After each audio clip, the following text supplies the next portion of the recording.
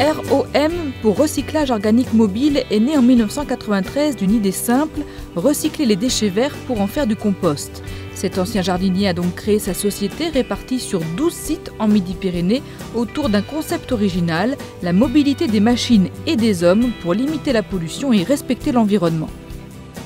Le personnel et le matériel se déplacent d'un site à l'autre pour éviter le transport des déchets bruts qui, en principe, est très encombrant mais léger.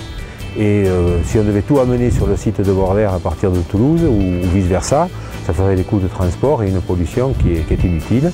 40 camions transitent chaque jour sur ce site des Hautes-Pyrénées. 60 000 tonnes de déchets verts y sont traités chaque année par les 15 personnes qui travaillent à ROM.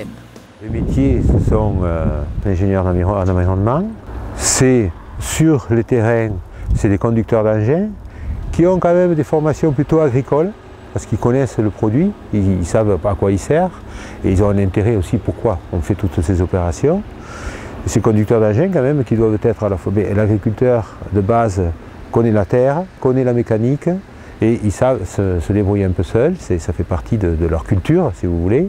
Christelle de Pierrepont est ingénieure environnement, un métier qui nécessite à la fois des compétences scientifiques et une bonne approche relationnelle. Il y a des métiers aussi bien de terrain que des métiers dans les laboratoires d'analyse, puisque la partie analyse est très importante, et puis donc dans la communication pour faire passer les messages de tri et de sensibilisation des enfants et également des adultes.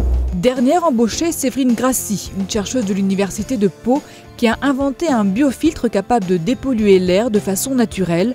Aujourd'hui, elle découvre les réalités de l'entreprise. Ici, on est dans une entreprise, dans une PME, donc il y a vraiment toutes les catégories professionnelles.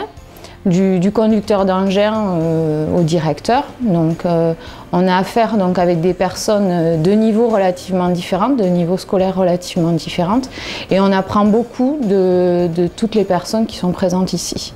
Demain, sur ce terrain, ROM construira une usine de méthanisation pour traiter les déchets issus de l'industrie agroalimentaire.